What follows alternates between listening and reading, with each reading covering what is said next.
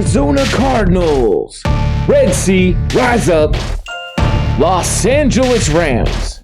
Let's go, Ramley. Seattle Seahawks. Let's go, 12, get loud. San Francisco 49ers. Home of the faithful.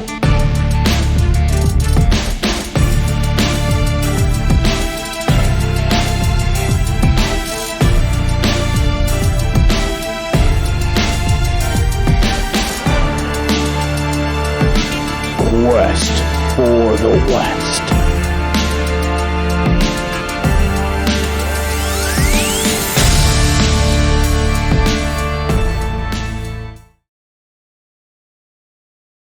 It's time for Quest for the West. I got Sam here from the Always Compete Seahawks podcast to talk everything that happened this past week in the NFC West, where all these teams standing and what is happening with everyone, because the 49ers seem to be getting red hot right now. Not a lot happening with the Rams because they're coming off of a bye, but you and Evan, both of your teams had quite a battle Sunday. Seahawks and Arizona played each other.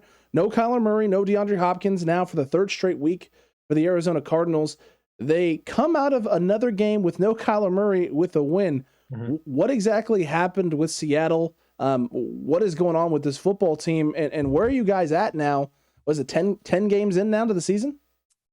Yeah, 10 games in, and we are 3-7. And I imagine that if you told any football fan that in the world, even some of us didn't think that we were going to make the playoffs, but 3-7, like for most people, would have been a stretch as a prediction for the Seahawks 10 weeks into the season. But it's been rough, and it was very clear on Sunday that this is a team that, at one point it was like, okay, we lost, but the defense isn't playing great and they'll fix it eventually. Okay, we lost, but Russ got hurt but the defense is playing better. So who knows? Maybe things will look up. Now it's like, okay, Russ is back and the defense is playing good. So why can't we win football games? And that really became evident on Sunday with just a couple of things that Russell Wilson is not healthy. He's not healthy. He's missing throws that are just there and they're in the dirt or they're far outside or something like that. And he still has his deep ball, but on like these short intermediate passes, they're a little errant, a little wonky. I don't know. It was just, it's weird watching Russell Wilson play football like that. And then I watch as the defense plays like a really nice game. They really did play a nice game. And you might be saying, well, 23 points to a backup quarterback and no DeAndre Hopkins, that's not great. The time of possession difference, the Cardinals had about 35 or like 40 minutes time of possession. The Seahawks 40 was what I'm seeing here. Yeah. Yeah. And the Seahawks had 20 minutes of possession. We had so many 3 and outs, so many just like incomplete drives that took up maybe like 30 seconds. And just like that, now you have to send the defense back on the field. It was just a bad game from the offense on all fronts. The run game was never really there. There were some really nice passes to Tyler Lockett that got through, but after that, the pass game was just not there. And I think that kind of leads back to Russell Wilson potentially not being healthy. The defense is playing well, but Trey Brown, who was one of our studs coming out of Oklahoma as a 4th round pick this year, he just tore his patella tendon. He's out for the year. Louise. That one really sucks as a rookie to have a guy come on hot. But Sidney Jones played a really nice game. So I guess maybe that could be a little bit better.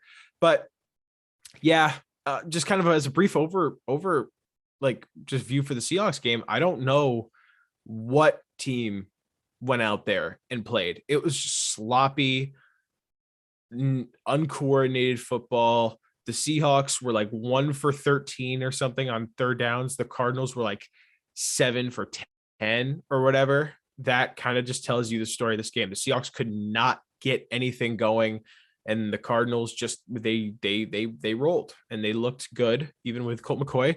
Their defense is still really solid, and yeah, that's really all I got to say about the Seahawks. I mean, it's got to be absolutely frustrating. I can only imagine how you're feeling right now. And as a 49ers fan who watched my team struggle the first part of the season and just recently figure it out, and having watched all of that 2020 campaign for the 49ers, It's frustrating, and you guys you know specifically how much talent you guys have both on the offensive side of the ball and the defensive side of the ball, and so to watch your team struggle is a lot of this right now. Do you feel a big impact on this right now? Maybe the fact that Chris Carson is just not going to be available and not going to be a guy that you can lean on, and you don't really have another guy behind him that can carry the load and do the things that Chris Carson can do. Well, once again, you got to wonder how that ties back to the time of possession game and what we saw there with the Cardinals dominating time of possession. When you have a dominating, tough running back like Chris Carson, who can chug out those losses and no yard gains into 2, 3, 4, 5 yard gains. That's something that you're really going to miss in this stretch, especially when it gets cold and it gets tough and it gets to be more gritty, lower scoring football as the season goes on. That's something that you're really going to be lacking, I think, in this offense, and something that it's been apparent that they've been lacking really all along. Chris Carson started off very hot, had a couple really, really nice games where he had some of the best long rushes of his career. And now he's hurt. He's done for the year. And we were kind of looking at Alex Collins, who's done his job at some points, but he's just not always been consistent. Travis Homer, who's just kind of there. DJ Dallas, who's just kind of there. And Rashad Penny, who seems to get hurt on every single carry that he's ever gotten in his career with the Seahawks. So that is true. That was going to be the next question I had is, Rashad Penny has always been the guy who's been kind of pegged as RB2 for you guys. Behind him, I know he's been dealing with an injury and is just kind of starting to get back into, I guess the right way to put it would be availability shape, or even just being available for your guys' team. Mm-hmm. Is he healthy right now? Is he a guy that you think they can turn to, or is it just because he hasn't been healthy and hasn't been really available the last few years that it's Alex Collins' job to lose? I would say that it's Alex Collins' job to lose, because Rashad Penny, it's not his lack of talent, it's his lack of availability. He gets hurt on the first drive of the game, which was a 3-and-out.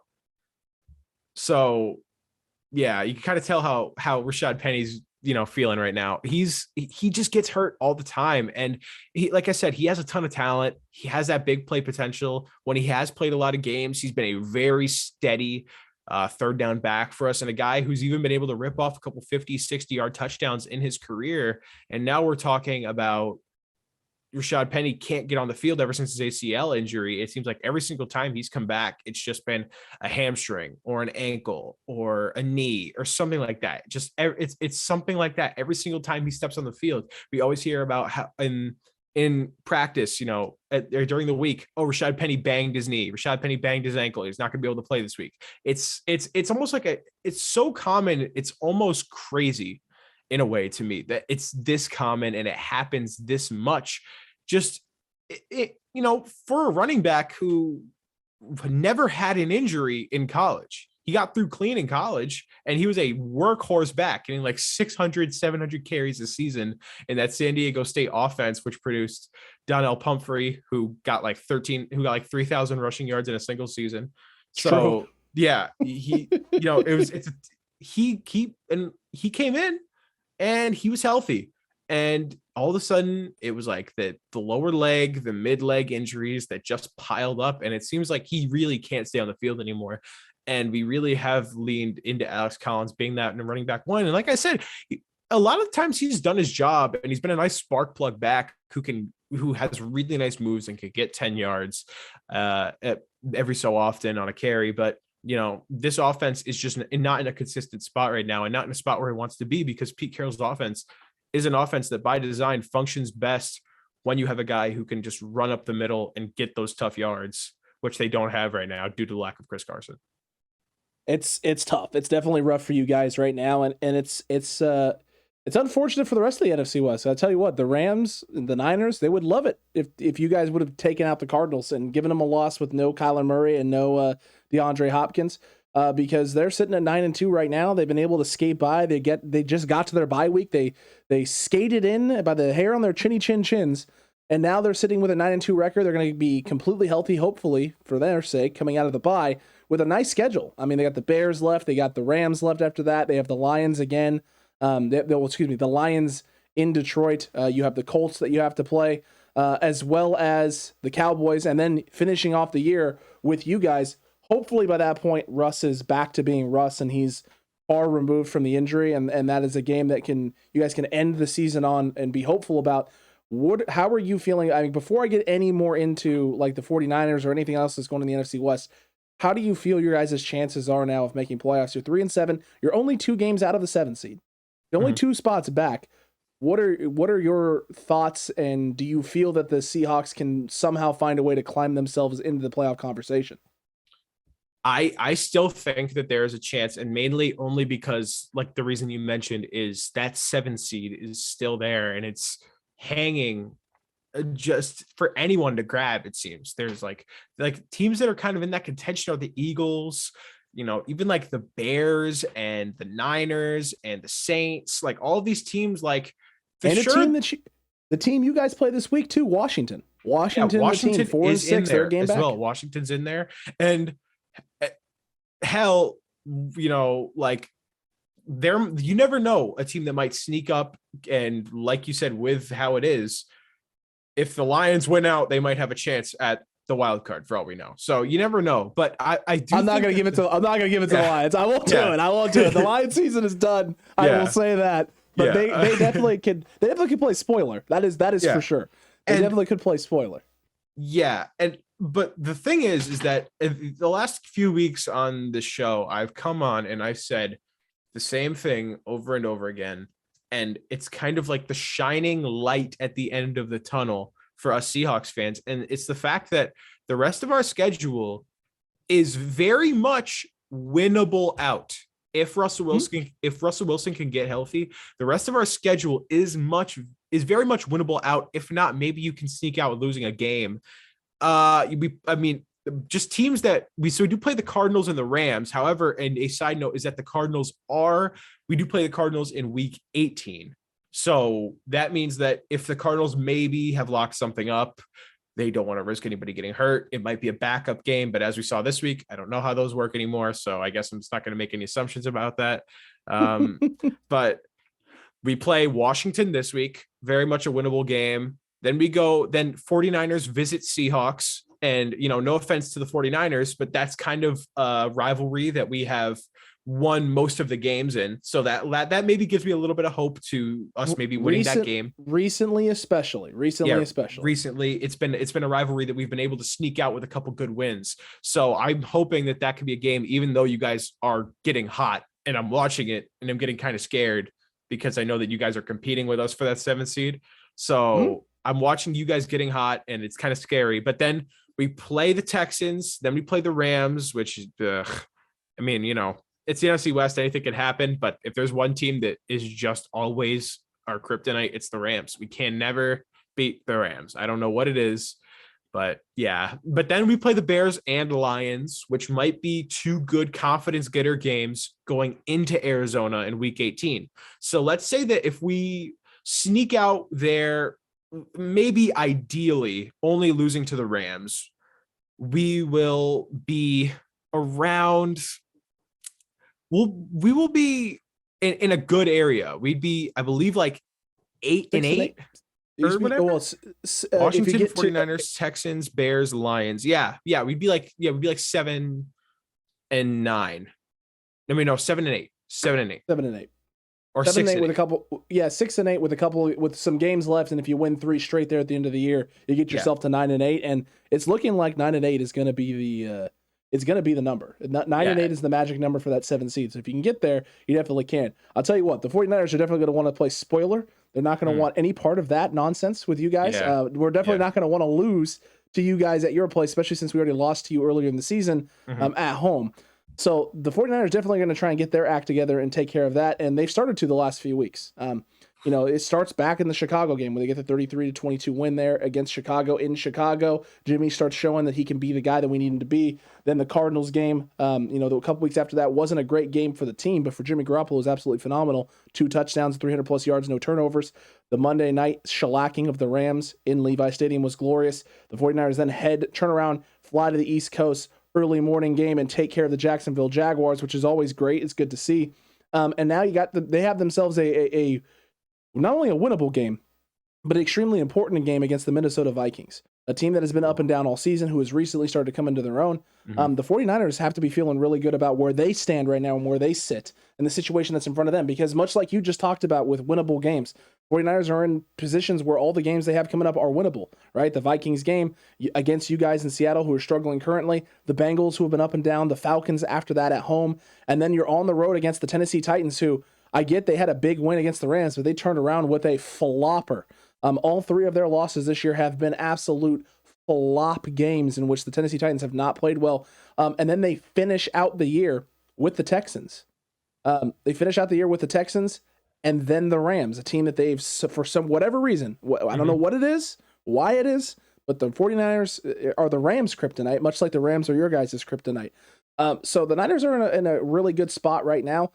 You got 7 games left, ideally, right? You only need 4 of those 7.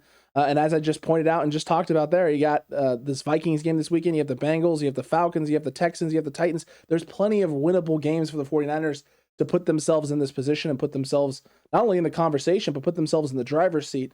I guess the team that's the really big question mark team right now, coming out of week 12, coming into week 12, is this Rams team. What this team is, who they're going to be down the stretch. And this is a team who's got the toughest remaining schedule. They got the Packers this week that they have to play in Green Bay, in Lambeau. Again, McVay and LaFleur, very familiar with themselves, very familiar with each other. They're friends. I guess Shanahan disciples, if you want to call them that. They spent time with Kyle and learned underneath Kyle Shanahan. Then they get an easy one at home against the Jaguars, but then they turn around and have to deal with the Cardinals, you guys, the Vikings, the Ravens, the 49ers. That is a pretty tumultuous stretch of the season, because all of those teams are jockeying for playoff spots. The Niners are jockeying for a spot. Ravens are jockeying for a position in the AFC. Vikings are trying to stay relevant. You guys trying to stay relevant. Cardinals trying to hold on to that 1 seed. That is a terrible schedule there to end the season. Last year in the NFC, the Cardinals were the team that collapsed down the stretch. Do you think that this Rams team could be that team this year that collapses down the stretch? I know they made all the moves. They went and got Von Miller. You got Aaron Donald. You got Jalen Ramsey. You got Odell Beckham, I guess, as well. But the loss of Robert Woods is a pretty big deal. Do you think that the Rams are more likely to collapse down the stretch or find themselves and finish strong?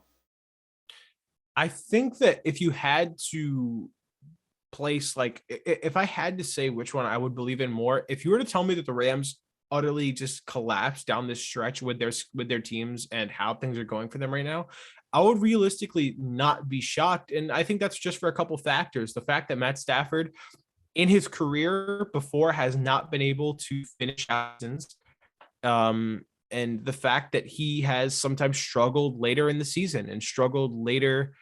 Just in general with the Lions, Matt Stafford has had trouble putting together a full season, whether that's a really good start or a bad end, or a bad start and a really good end. So that's automatically a question mark, considering that he started off really hot and he puts up a stinker versus the 49ers heading into that bye. You got to wonder if what's going to change and what's going to happen there. And then I kind of looked to that defense, which was projected to be the strongest piece of this team, and it's been bad. It's been a pretty poor defense with just that talent. Jalen Ramsey, Aaron Donald, Leonard Floyd, Darius Williams, all these guys are like premier names at their position, and they've all just kind of, I wouldn't say sucked, but for their standards, they've kind of sucked. They haven't really put together what you're expecting out of that defense. And especially with Von Miller coming in and looking like a total non-factor in that 49ers game, I don't really know what to think of this Rams team, because I think Evan mentioned this last week. They have a really weak run game. They have a really weak, like they brought in Von Miller because their pass rush has struggled at some points this year. They have maybe one of the worst linebacking cores in the NFL. That is I think one of their biggest problems is that linebacking core. Yeah. And they traded away Kenny Young for some reason, who on paper seemed to be their best linebacker, and they shipped him off to Denver. And I think a lot of people presumed that was a cap clearing move to bring in Von Miller, which I found very interesting to say the least, considering that, you're a playoff team. Why trade away the best player at a very, very important position for a player who obviously makes your defense a little bit more shiny, makes your defense a little bit more, camera friendly, but I don't know if it makes your defense better just on paper. So yeah, this Rams team is kind of an anomaly. I don't know how they match up versus some of the best teams in the NFC, especially the Packers, who I think are kind of the name to beat if you're the Cardinals or the Rams. Like you're thinking, if you're the Cardinals or the Rams, okay, we have to show that we're better than the Packers in some way. We have to show that we're better than the Packers. And right now, what I'm seeing from the Packers, after this week, it was kind of rough, but most of the time, they've had one of the best defenses in the NFL. They have Aaron Rodgers. They have Devontae Adams. Aaron Jones might hurt a little bit down the stretch, but A.J. Dillon seems to be able to shoulder that load. They picked him in the second round for a reason. He's looked good in the time that he's had. Absolutely. And I mean, the Packers are only going to get stronger. They're going to get David Bakhtiari back. They're going to get Jair Alexander back. They're going to get Zadarius Smith back. I think that the Packers are going to be the team to beat down the stretch. LA plays them this week in Green Bay. They're a SoCal indoor team going to Green Bay in late November. Interesting. That's all I can really say. Not only that, but people are forgetting right now, and some Rams fans are kind of underplaying maybe what might be the severity of Matt Stafford's injuries that he's dealing with: a back injury and an ankle injury, a lower body injury. Stafford had back surgery a few years ago. So anytime I hear Matt Stafford and back injury, I immediately am like, yeah, that's not good. It's not a good thing. Yeah, and you bring up that ankle injury. I remember, I believe it was last year, Jimmy Garoppolo had an ankle injury, and I was like, oh, it's an ankle injury. It doesn't matter. He's not a running quarterback. How is it going to affect him? He looked wonky when he played with that ankle injury. I especially remember the Dolphins Jimmy game. Don't talk about the Dolphins. Yeah. Don't talk about that. Yeah. Don't talk about that. The Cutback crew right now is literally burning the chat up right now, probably with fire emojis from that dumpster fire of a performance from the 49ers and Brian Allen. But no, Jimmy is a quarterback that is dependent upon that lower half being in sync with that upper. He needs that fluidity. If he doesn't have that fluidity, he's out of rhythm. And if he's out of rhythm, he sails everything. And Stafford, we noticed that a little bit on film when we were watching. It's like, Stafford not having that lower half and he's sailing some stuff. He's not as accurate as he normally is. He's still got a lightning arm and he's going to throw things and make throws that he has no business making, just like Russell Wilson will. But when you're not healthy, that can affect an impact. And when you're a younger quarterback and not healthy, you tend to be able to overcome those things, right? Not being 100% isn't the end of the world because you're a young man and you feel invincible. The older you get, the more beatings you take, the harder it is to play through that stuff. And Russ is, dealing with that right now with the finger on the throwing hand. It's not easy to do. I imagine with time, Russ is going to get back to that form and become Russell Wilson again. But I have to ask you before we leave. We got the Rams being the big question mark right now in terms of, are they for real or are they not? The Cardinals surviving long enough to get themselves to healthy to show that they're the real deal and finish the season strong. Niners trying to finish strong and trying to recapture their identity and who they are. Seahawks trying to just get themselves healthy so they can compete and do the things that everyone believes that they can do, including yourself. But the NFL has no faith. Has no faith in the Seahawks and just flex the 49ers Seahawks game next weekend, not this upcoming week, but the next weekend off of Sunday Night Football. Thoughts on that? It kind of hurts to ship it out for Chiefs Broncos, a game where Kansas City will realistically go into Mile High and walk all over Denver to sub it out for one of the best rivalries in the NFL, one of the premier rivalries in the NFL, at least in my opinion. It has a lot of recent history, has a lot of recent kind of beef, and at some moments, especially in my opinion, I call this the Richard Sherman rivalry now. I think that's how I remember it. It kind of hurt. It kind of hurt, it really did hurt because I agree with you on that. I mean, do they not remember what happens when the Seahawks play the 49ers on Sunday Night Football or in primetime in general? Like 2 years ago, we had two glorious games in 2019. Primetime games that were maybe like two top 10 games of the entire season. I mean, that that Niners the second one in Seattle with the goal line stop by Dre Greenlaw. That is one of my all-time favorite 49ers game. I mean, obviously because they win that game, but it's an all-time great game. It's just an all-time great game. It really is. It has like a movie script kind of feel. Like the 49ers start off hot, and then the Seahawks are climbing back at home, and then now the 49ers got a punt, and then now the Seahawks have the ball, and they're driving, and it gets stopped at the 1. I mean, it's kind of the ideal game. And the game before that, where it went into overtime and was literally won at the last second in a game that was full of drama, full of fun plays. Oh, and full of things that you don't normally see. A Russell Wilson pick by a rookie linebacker and Dre Greenlaw, putting the Niners in prime position to win this thing off on the legs of a kicker who made a field goal to send it to overtime from the same distance, who misses it. That 2019 season was full of drama. Apparently the NFL doesn't want that drama this year. They're just willing to move on with it. You know what? It's their loss. The ratings dip. It's their loss. You know, it's okay. We'll still enjoy the game in a sunny CenturyLink field, but it's true. Hopefully we get a Tony Romo call. They flexed it to CBS. So maybe we get Tony Romo calling a Seahawks 49ers game. I need Tony Romo gushing over a Russell Wilson moon ball. I need it. Here it comes, Jim. Here it comes. Here it comes, Jim. He's like, look at that. Man. Yeah, it's just beautiful. The way Russell Wilson stands there. Look at him buy time, Jim. He's elegant. He's flowing. Elegant. No absolute poise in the pocket. You love it. You love it, Jim. No, but yeah. It really hurt. It's fantastic. It did hurt because I saw Adam Schefter like tweeting about it. It's like sources are telling me the game's likely going to get flexed out. I'm like, come on, why? You know, is that the first flex that's happened all season this year? This is the first one. This is the first flex that they've had. It annoys me that this is the game that they see and they're like, yep, this is the one we gotta take off. This is the one. This is the one that we got to make a change on. It's interesting, especially if both teams win this week. If both teams win this week and the Niners go to 6-5 and Seattle, bounces up to 4-7, the game has huge implications. So I mean, huge implications for the NFC playoffs.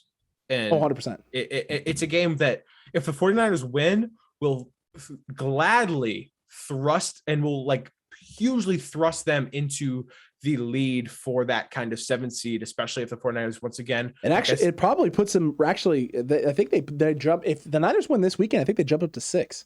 Yeah, they jump into the 6th spot, and then that's ideal for you. It's huge for us, and then you're a game back of the Rams, and you still have to play them one more time. So I mean, for the 49ers, well, technically you're 2 games back. The Rams still need to lose a game. They have 3 losses. We have, but we have 5. They play Green Bay. So no, I'm joking. I don't know. I know what's going to happen there, but it's going to be interesting that they're going to lose.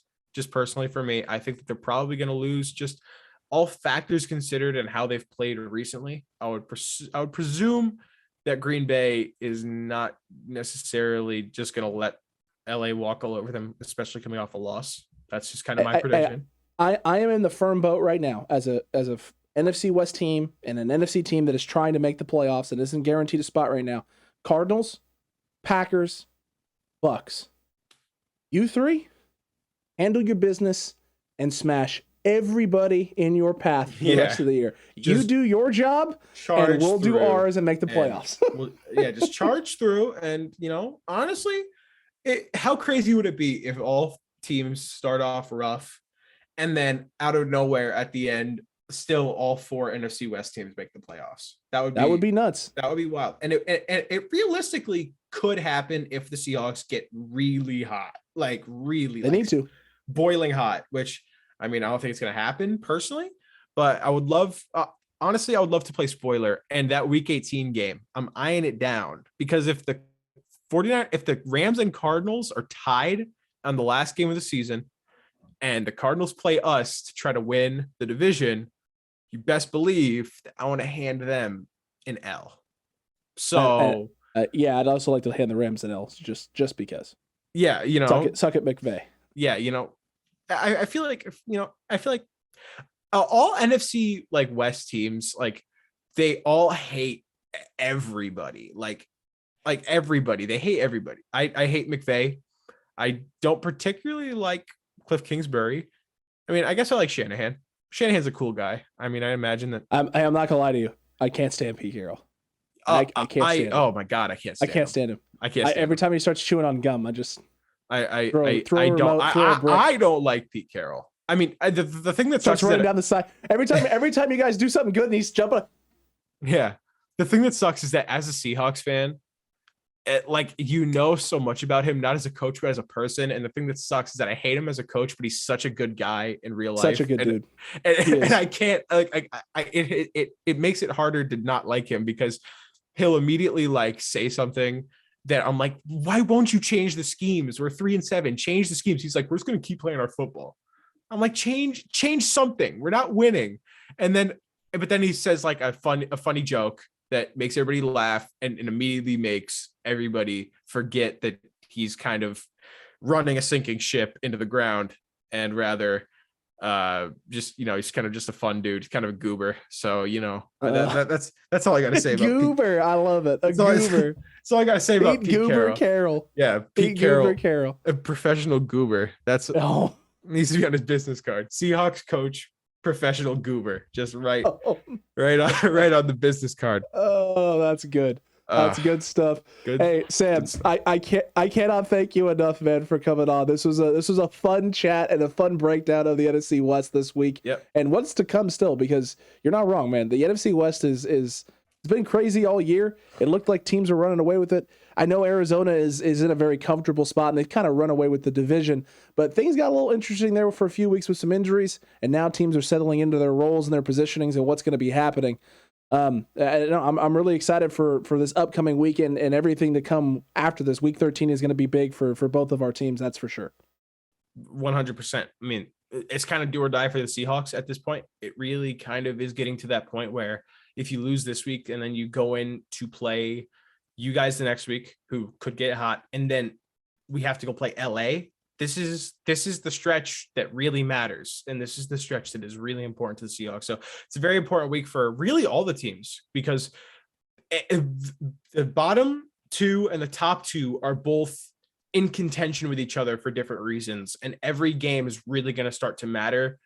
And I'm really looking forward to it. It's going to be fun, especially next week. The chats are going to be fun about that one. So I'm looking forward to it. Oh man, it's going to be hot. It's going to be hot for sure. And let everyone know where they can find your podcast, man. You can find my podcast at the Always Compete Seahawks podcast on YouTube or wherever you get your podcasts, Spotify, Apple Podcasts, Google Podcasts, the whole shebang. It's all there. And yeah, that's where you can find me. All right, man. Hey, we always appreciate having you on, Sam. I'm looking forward to next week's chat about the quest for the West. 49ers fans, faithful, Cutback crew. We'll see if the 49ers can continue this streak. We'll see if the Seahawks can get back on track. The Rams can recapture the McVay magic, and whether or not the Cardinals will come out of the bye week with any injuries. I doubt it. They're going to be healthy as all can be. We'll see you next week. Man, quest for the West. Getting hot.